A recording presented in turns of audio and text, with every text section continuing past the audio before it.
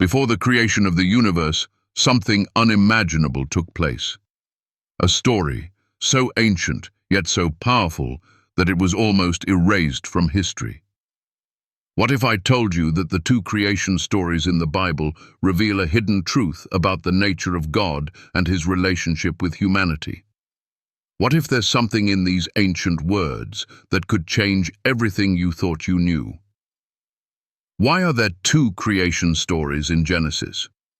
The first one presents an orderly, majestic creator who forms the universe with a simple command. The second shows a tender, personal God who forms man from dust, breathing life into him. The question is, why two stories? And what do they really mean about the Creator's power and love? In this video, you will uncover the truth behind these two creation accounts, revealing why they are not contradictions, but divine design. You will understand how the ancient traditions from the Jewish exile influenced the writing of Genesis, and why these stories were meant to complement, not confuse. Stay with me, and together we will explore the cosmic creation of Genesis 1, the magnificent power of Elohim, and then dive into the intimate creation of Genesis 2, where God is deeply involved in the lives of his creation. What does this duality tell us about God's omnipotence and his profound desire for a relationship with each of us? By the end of this journey, you'll grasp why these two creation accounts are far more than just history. They are keys to understanding your place in this universe. So, comment below. Do you believe that God's nature can be both vast and intimate at the same time? Like, subscribe and share, because this revelation is just the beginning. Let's uncover the truth together. The creation of the universe. Elohim's majestic power. In the beginning, God spoke, and from his voice, the universe erupted into existence.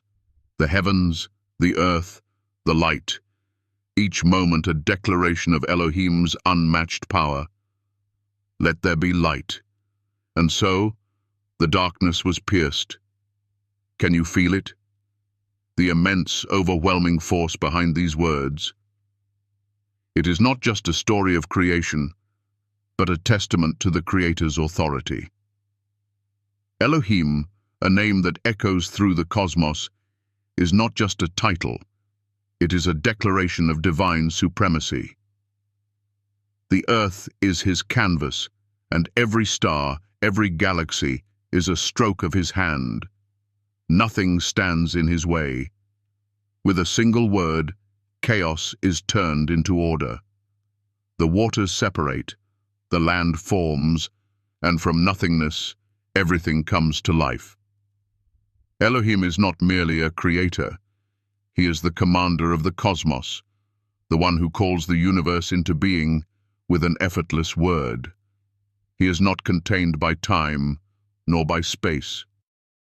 He is beyond the limits of what we can understand. Every day of creation is a masterpiece, divided, measured, structured with precision and purpose. And as the crown of creation, man is made in his image, not as an afterthought, but as the final, perfect touch. In his image, meaning that within us lies a reflection of Elohim's greatness. The universe, this vast, sprawling reality we find ourselves in, is an extension of his will. Now, think about the other creation stories from ancient cultures. They tell of gods battling for supremacy, of conflict and chaos. But Genesis 1, it stands apart. There is no battle for supremacy. There is only Elohim speaking and creation obeying. This is not the story of a God fighting to bring order. This is the story of a supreme being effortlessly shaping the universe with his words. The light and dark, the day and night, the sky and earth, all are held in perfect harmony, a testament to Elohim's order and his divine rule. His will is final, his plan unshakable. When you reflect on Genesis 1, don't just think of it as a creation story. Think of it as a picture of how God governs all things, with total authority, absolute power, and unwavering control. Elohim is the God who stands outside time and space, yet he steps into it with purpose. This is the Creator who holds the universe in his hands, and as we go deeper into Genesis, you'll begin to see the profound implications of this mighty Creator on our lives. The intimate creation, a personal God who breathes life into man, but then something shifts. In Genesis 2, the tone changes. We move from the cosmic to the intimate. We move from Elohim, the creator of the universe, to Yahweh Elohim, the God who forms man from the dust of the earth and breathes life into him. The Creator is no longer distant. He is now personal. Can you feel the difference? From commanding the heavens to kneeling down in the dirt, shaping man with his hands, breathing life into his lungs. This is not a God who simply spoke the world into existence. This is a God who knows the intimacy of creation, who touches his creation with love and care. Genesis chapter 2 presents a God who is close, personal, and deeply invested in the life of humanity.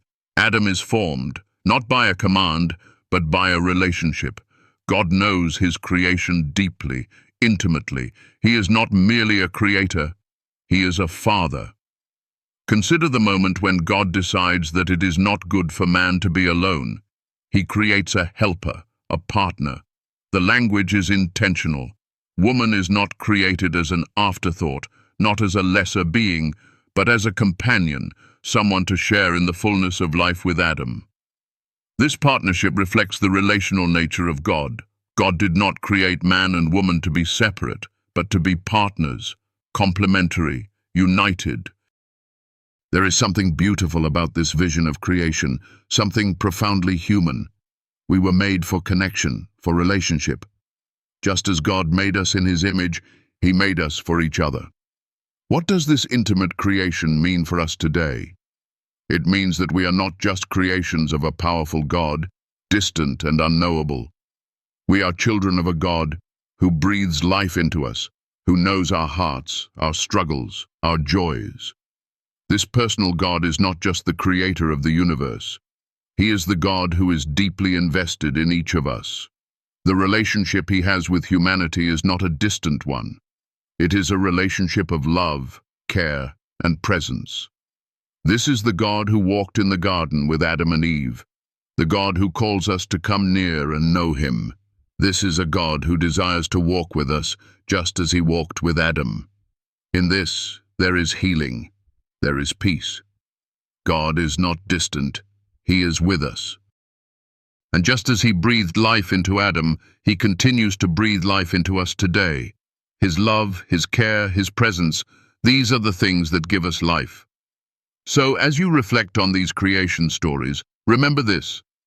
The God who spoke the universe into existence is the same God who breathed life into you. He is not a distant creator. He is a personal God, a God who desires to be with you, who knows you, and who calls you his own. This God is not just in the sky, but in the dust, closer than you could ever imagine. And it is this intimacy, this closeness, that is the true essence of creation. The contradictions between the two creation accounts, unveiling the mystery. Let's dive into something that might seem shocking at first. Two creation accounts in Genesis, each telling a different story, and yet both claiming to reveal the same God. The first account unfolds like a grand cosmic spectacle. God, Elohim, speaks, and the universe bursts into existence. The second is more intimate. Yahweh Elohim, the same God, is now seen shaping man with his hands, breathing life into him from the dust. Wait, are we really talking about the same God here?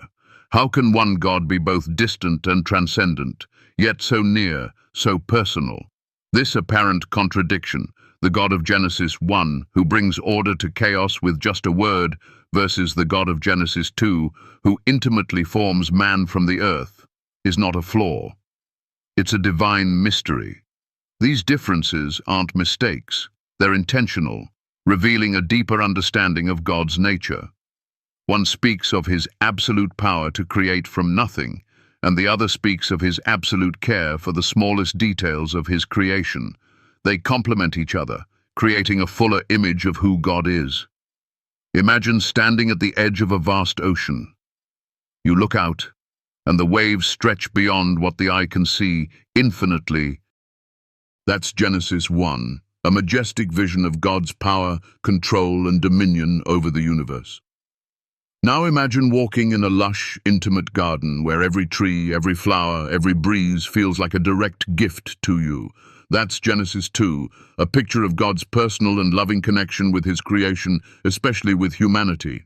These differences are part of a larger plan. They aren't contradictions to confuse us, but divine clues to understanding God's complexity. God is not just a distant, unknowable force in the universe. He is both the creator of the cosmos and the one who forms us with care, giving us breath, forming our hearts. He is both grand and personal. The tension between these two perspectives doesn't diminish God's nature. It highlights its richness. But why were these two accounts preserved in the first place? Why not just choose one? It's because the biblical editors, under divine inspiration, understood that humans need both. We need to see God as a mighty creator, worthy of all honor and praise, but we also need to experience him as the God who breathes life into us, the one who is near, who loves us intimately. This duality is a gift, not a problem. It is the perfect revelation of a God who is both transcendent and immanent, powerful yet personal. The history and sources, understanding the origins. To truly grasp why there are two creation accounts, we must look at the history behind these writings. The Bible didn't emerge in a vacuum. It was written across centuries, shaped by the historical circumstances of the Jewish people. The documentary hypothesis suggests that the Pentateuch, the first 5 books of the Bible, was compiled from multiple sources, each with its unique perspective on God and his creation. In Genesis, we see 2 primary sources, the priestly source, P, and the Yahwist source, J. The priestly source is responsible for the first creation account. It presents God as Elohim, a title that emphasizes his majesty and power. This account reflects the concerns of the Israelites during and after their exile in Babylon. In this time of political and spiritual upheaval, the Israelites needed a powerful, majestic God who was in control of the universe. Genesis 1 is a declaration that, no matter what was happening on earth, God remained sovereign over all creation. It is a declaration of hope in a time of crisis. The Yahwist source, on the other hand, focuses on the more intimate aspects of God's nature. Yahweh Elohim, the personal name of God, is used in Genesis chapter 2, underscoring God's closeness and his personal relationship with humanity. This account reflects a different perspective, one that emphasizes God's nearness to his creation, particularly to humankind.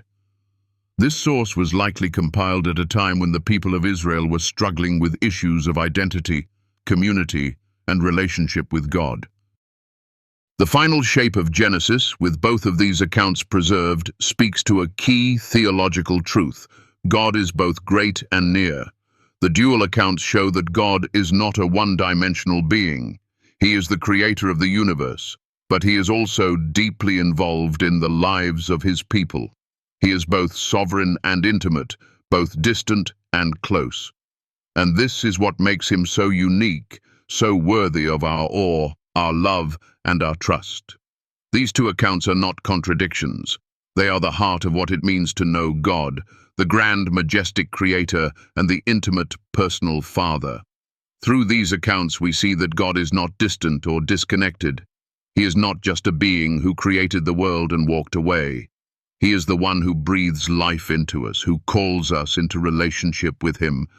And that's a truth we cannot ignore, a truth that resonates in the depths of our being. So, next time you read Genesis, let the vastness of the cosmos remind you of God's power, Let the intimacy of God's closeness with Adam remind you that he cares for you personally, deeply, and intimately. God has revealed himself in two ways because we need both. We need to see his grandeur and his love, his majesty and his tenderness. These two truths are the foundation of our faith, that God is both beyond us and with us, always. And now, as you reflect on these two powerful creation stories, ask yourself, what does it mean for you to know that the Creator of the universe also breathed life into you? How does this truth change the way you see God and your relationship with him? These are not just ancient stories, they are invitations to experience a relationship with the living God. Retaining both accounts. Complementarity of the biblical editors. Imagine standing at the crossroads of the infinite cosmos, where the vastness of the universe meets the tender touch of the Creator. This is the beauty of the two creation accounts in Genesis. They are not opposites, but perfect complements, woven together by divine intent. The editors of the Bible, under God's guidance, knew that humanity needed to see both sides of the Creator. The one who calls the stars into existence, and the one who bends down and breathes life into dust. Genesis 1 reveals a cosmic God, Elohim, powerful and transcendent. He speaks, and galaxies are born. He commands, and the earth is formed. This is a God beyond comprehension, a God who holds the universe in his hands, an eternal force shaping everything with a word. But Genesis 2 brings us closer to the intimate side of God. It is not a distant, commanding voice that creates. It is a hand, a touch that forms man from the dust and breathes life into him. Here we see God not just as creator, but as father, carefully crafting humanity with his own hands, making a companion for man, walking with him in the garden, sharing life in a way that is personal, close, and profoundly intimate. These two creation accounts are not a mistake, but a divine strategy, a divine invitation into the full knowledge of God's nature. The Bible presents both the mighty power of God, who rules over the universe, and the tender care of a God who calls us into relationship. It's the balance of both that offers us the full experience of knowing God. You can't understand the depth of his love without knowing his omnipotence, and you can't truly understand his omnipotence without seeing how he chooses to intimately relate to his creation.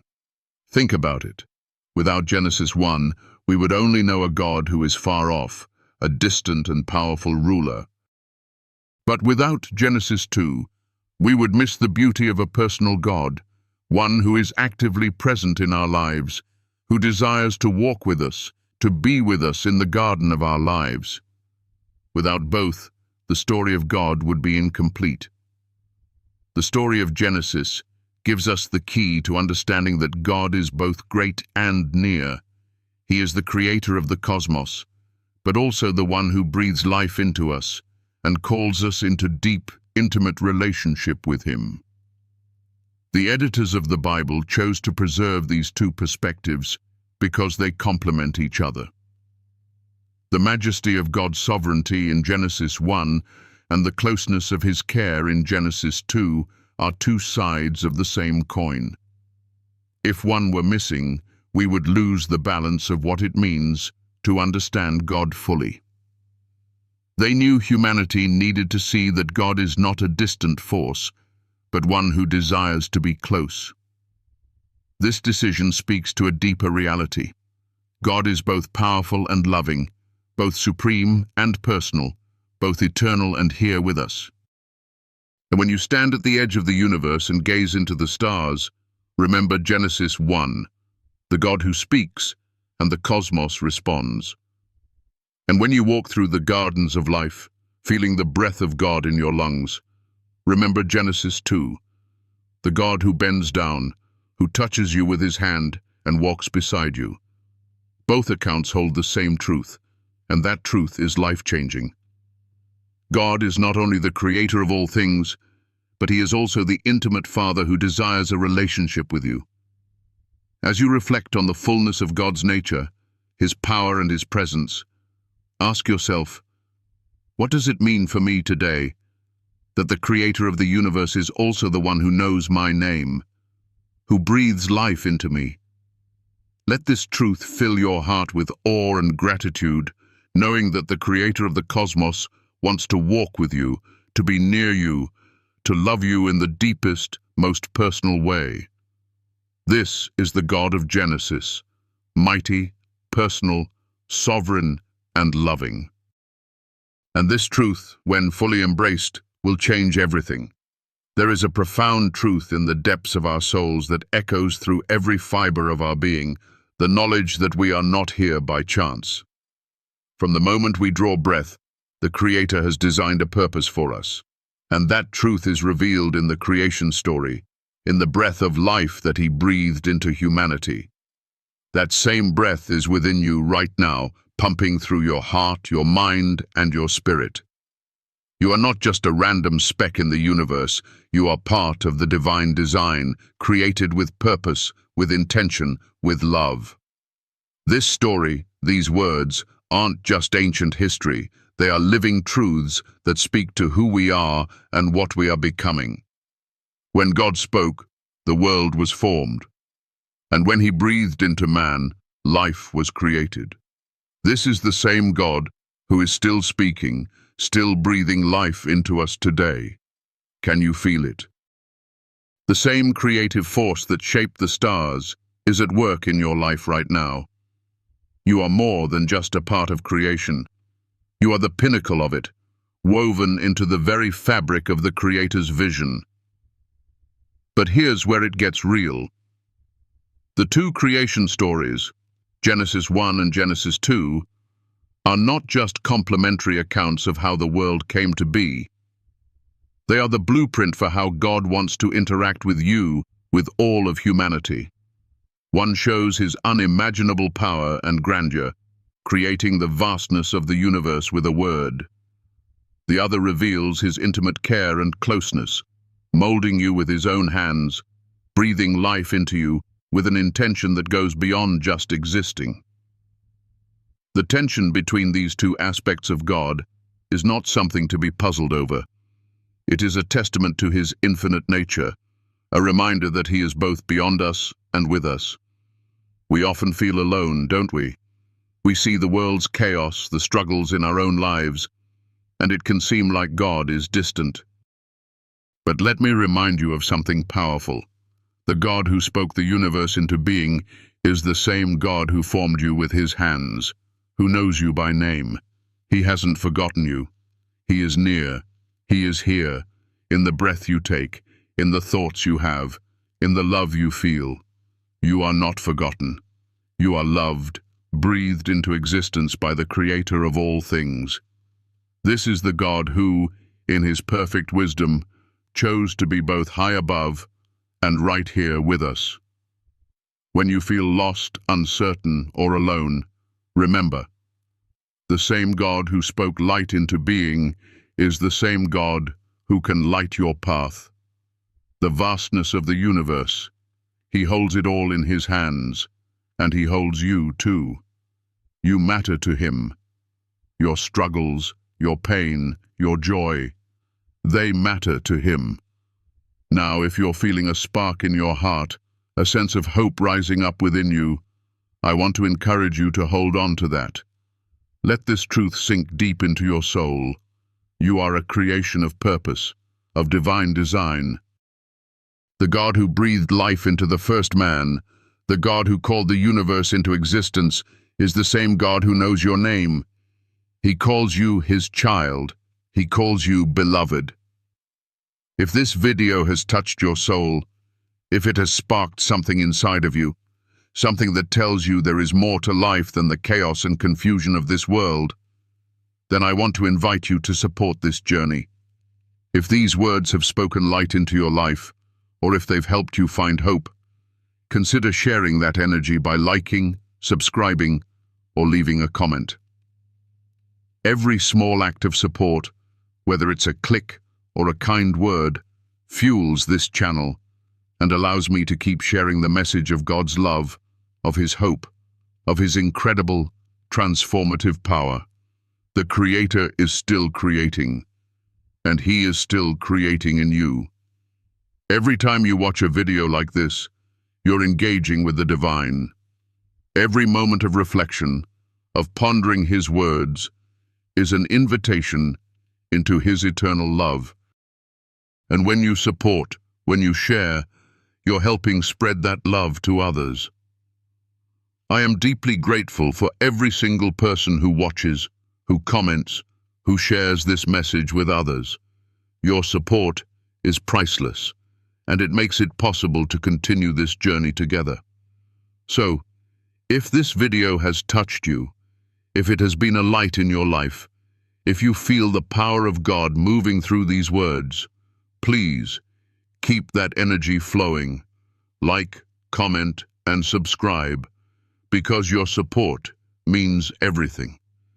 It's not just about growing a channel, it's about growing a community of people who want to experience and share the love of the Creator. Thank you for being here. Thank you for breathing this life together with me. I am honored to walk alongside you, sharing in the incredible, life-changing journey of God's love. Together, let's let His light shine brighter, deeper, and farther than we ever imagined.